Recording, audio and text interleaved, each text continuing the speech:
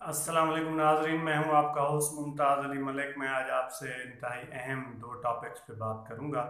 पहला टॉपिक हमारा chief justice of Pakistan की तरफ से लिया गया कोरोना के हवाले से आज खुद नोटिस है। ये उनका पहला नोटिस था और इस पे उन्होंने पहली समाअत जो है 13 अप्रैल को की। 13 अप्रैल की समाअत में उन्होंने वफाकी हुकूमत के तर्जमान जो कि कोरोना के हवाले से रोज़ाना की बुनियाद पर ब्रीफिंग भी देते हैं, ज़फ़र मिर्ज़ा साहब की जो कारकर्दगी है उस पर अदम इत्मीनान का इजहार किया और उनकी शफाफियत पे भी उन्होंने अदम इत्मीनान का इजहार किया। और साथ में उनको कहा कि जो कि मुख्तलिफ बॉर्डर्स हैं या हमारे एयरपोर्ट्स हैं उनके ऊपर बेहतरीन स्कैनिंग के हवाले से निज़ाम को जो है वो मुरतब किया जाए। तफ्तान बॉर्डर के हवाले से कहा गया कि एक मेयारी किस्म का आलमी सहूलियात के मुताबिक वहाँ एक करंतना सेंटर बनाया जाए, क्योंकि नाज़रीन वहाँ पे जो भी लोग आए और वहाँ पे मुसाफिरीन जो थे उनको सही तरीके से जो कि प्रॉपर एक मेडिकल की सहूलियात के मुताबिक होना चाहिए, उस तरह नहीं रखा गया।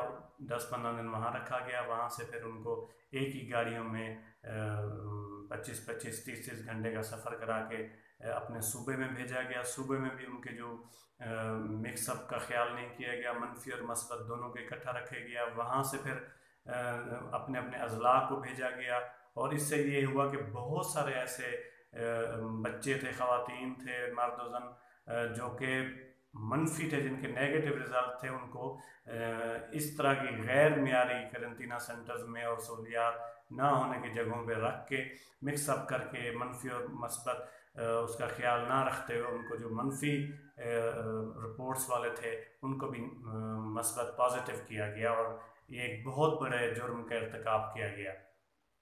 और इसके बाद आर्डर दिया चीफ जस्टिस ऑफ पाकिस्तान ने, जस्टिस गुलजार अहमद ने, कि वहाँ पे एक बेहतरीन मेयारी किस्म का जो है करंतना सेंटर बनाया जाए। दूसरी समाअत इसी सो मोटो एक्शन की जो है 20 अप्रैल की हुई। 20 अप्रैल में जो है समाअत के दौरान जो कि 5 रुकनी लार्जर बैंक है और उसकी जो सरबराही है वो चीफ जस्टिस ऑफ पाकिस्तान कर रहे हैं। उसमें तमाम सूबों के अटारनी जनरल्स थे, वफाकी अटारनी जनरल भी वहाँ पे मौजूद थे और उनसे सारी रिपोर्ट मांगी गई। और साथ में ये कहा गया कि जिस लेवल पे इमदाद की बात की जा रही है और जिस लेवल पे पैसा आ रहा है पाकिस्तान को, उस लेवल पे लोगों की इमदाद हो नहीं रही। और साथ में अभी तक उस तादाद भी नहीं है, मतलब 5,000 जब उन्होंने समाअत की तो उन्होंने 5,000, अब हालांकि तादाद 8 से 9,000 हो चुकी है मुतासरीन की, लेकिन उस वक्त उन्होंने 5,000 के अल्फाज इस्तेमाल किए। और मतलब उनका ये कहना था कि सूबाई लेवल पे जो इमदाद दी जा रही है वो भी कोई कहीं पे प्रॉपर तरीके में नज़र नहीं आ रही। और जो डिप्टी वो थे चीफ सेक्रेटरी वफाकी, उनसे पूछा गया कि आपने जो है जो करंतना सेंटर इस्लामाबाद में मुख्तलिफ होटल्स को हायर करके बनाए, उनका क्या मेरिट रखा है या मतलब उनको हायर करने का आपका स्टैंडर्ड क्या था। इसी के साथ जो यहाँ पे करंतना सेंटर्स बनाए गए हैं उनमें आप कभी खुद भी गए हैं, उनको चेक किया है, तो इस पे वो खामोश रहे। और चाहे वो हाजी कैंप है इस्लामाबाद में या पाक चाइना सेंटर है, तो फ्रेंडशिप सेंटर जो है उसमें भी करंतना सेंटर बनाया गया है। तो उनका डिप्टी चीफ सेक्रेटरी का जो आगे से मनफी में जवाब था, तो उनको कहा गया कि आप फ़ौरन जो है उनको चेक करेंगे और हमें रिपोर्ट पेश करेंगे। और साथ में ये भी नाजरीन इसी तरह ये है कि इस वक्त तक जो है पाकिस्तान को IMF की तरफ से तकरीबन 1 अरब और 38.6 करोड़ डॉलर जो है इमदाद जो है मिल चुकी है, जो कि गुज़श्ता IMF से होने वाले मुआहदों में जो 6 अरब डॉलर मिलना था उससे हट के है। और इसी हवाले से पीपल्स पार्टी के जो चेयरमैन हैं बिलावल भुट्टो जरदारी, उन्होंने भी इस पे खदशात और मुतालबा उठाए हैं। मुतालबा किया है कि IMF से जो जिन शराइत पे बात हुई थी और उनको कोशिश की जाए कि उन पर दोबारा बात की जाए और उनसे नरमी कराई जाए, जो कर्ज़े लिए गए उनमें शराइत में नरमी हासिल की जाए। और इसी तरह जो ये इमदाद IMF की तरफ से थी, वर्ल्ड बैंक की तरफ से भी इमदाद मिली है, जापान की तरफ से 10 लाख डॉलर इमदाद मिल चुकी है, बरतानिया की तरफ से जो है 26 लाख जो है पाउंड पाकिस्तान को इमदाद मिल चुकी है। इससे हट के तुर्की की तरफ से इमदाद आ रही है। चाइना के कोई 3 से 4 मरतबा जो है पाकिस्तान के मुख्तलिफ शहरों में, गिलगित, कराची, इस्लामाबाद, लाहौर में जो है, क्वेटा में जो है चाइना की तरफ से इमदादें पहुंच रही हैं। और ये सारे सूरत हाल जो कि 4 से 500 अरब रुपया पाकिस्तान को इस वक्त मिल चुका है। और जो G20 ममालिक हैं उनकी तरफ से पाकिस्तान को एक साल में जो 10 से 12 अरब डॉलर की अक़सात जो हैं वो वापस करनी थी कर्ज की मद में, वो अभी इनको नहीं देनी पड़ेगी, उससे भी इनको रिलीफ मिला है। और नाजरीन, इसी के साथ जुड़ी हुई जो दूसरी बात है, चीफ जस्टिस ऑफ पाकिस्तान ने कहा कि जो कि 9 से 10 अरब रुपया हमारे उशर और ज़कात के हवाले से है, बैतुल माल जो फंड है उसको किस तरह सूबों को दिया जा रहा है, और उसमें तनख्वाहें आया शरई तौर पे तनख्वाहें दी जा सकती हैं उस शोबे के मुलाजमीन को, उस डिपार्टमेंट के मुलाजमीन को। तो इस हवाले से भी उन्होंने कहा कि मुफ्ती तकी उस्मानी साहब से जो है वो पूछा जाए शरई हैसियत के इस पैसे से जो है उशर और ज़कात का जो पैसा है बैतुल माल, उसमें से इनको तनख्वाहें दी जा सकती हैं या नहीं। ये भी उन्होंने मतलब एक रिपोर्ट मांगी है।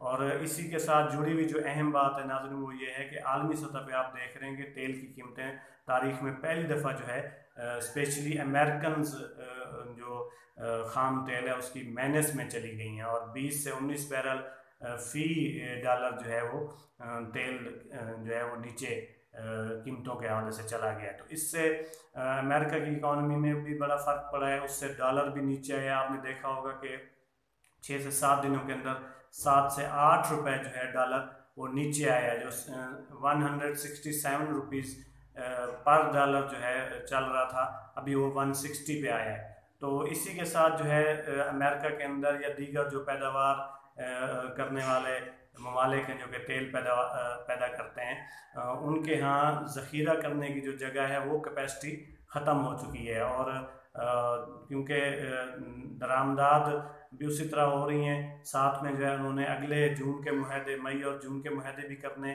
तो इस हिसाब से तेल वो रोक भी नहीं सकते, उनकी कैपेसिटी जो स्टोर करने की है वो भी ख़त्म हो रही है। इसी वजह से जो है तेल की कीमत नीचे जा रही है। दुनिया की तारीख में सबसे ज़्यादा मार्जिन के साथ जो ओपेक और उसके इत्तेहादी ममालिक हैं, रशिया है, सऊदी अरेबिया है या मैक्सिको और दीगर ममालिक ने सबसे ज़्यादा फ़ीसद 10% जो है उन्होंने तेल की जो पैदावार थी वो कम की है। उसके बावजूद तेल की जो कीमत है वो बढ़ी नहीं है बल्कि नीचे आई है। उसकी जो मेन वजह बताई जा रही है वो यही है कि सबसे ज़्यादा जो दुनिया के ममालिक थे जो कि गाड़ियाँ हैं, इंडस्ट्री है और इस तरह के जहाँ तेल की खपत होती थी वो बंद हैं, और लोगों की जो ज़रूरत थी इस्तेमाल की वो कम हुई है। इस वजह से तेल की पैदावार उसी तरह चल रही है। बहुत सारे ममालिक ऐसे हैं जो कि तेल बंद करते हैं तो उनके कुएँ तबाह होते हैं, कुएँ उनके ख़राब होने का या बैठ जाने का जो उनका एक सिलसिला होता है वो ख़तरा, इस वजह से वो बंद भी नहीं कर सकते।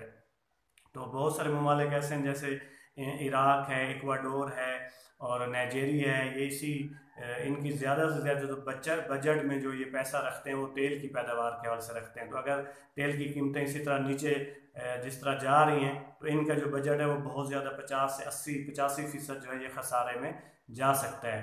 तो इसी तरह नाज़रीन ये जो चंद बातें थीं तेल की कमी के हवाले से, कीमतें मुतवातर नीचे जा रही हैं। जो अहम बात आपसे करनी थी वो ये थी कि अगर पाकिस्तान की गवर्नमेंट जो है अवाम को, आम आदमी को फ़ायदा देना चाहती है तो इस वक्त माह रमज़ान शरीफ भी उसकी भी आमद है, और अगर डीज़ल और पेट्रोल की कीमतों में खातिर खा हुकूमत कमी लेके आती है तो उससे जो ट्रालर हैं, ट्रक हैं, कंटेनर्स हैं जो कि डीज़ल की ज़्यादा उसमें खपत होती है, उससे ये होगा कि उनके किरायों में फ़र्क पड़ेगा। और वो जो अनाज है, चाहे वो ग़िज़ाई अजनास हैं, फ्रूट्स हैं, सब्ज़ियाँ हैं, वो दीगर सूबाई लेवल पे या डिवीज़न और अज़ला लेवल पे एक दूसरे को नकल व हमल होती है, तो उससे कीमतें किराए कम होंगे और उससे चीज़ों के ऊपर जो कीमतें कम होंगी और इससे आम आदमी को फ़ायदा मिलेगा।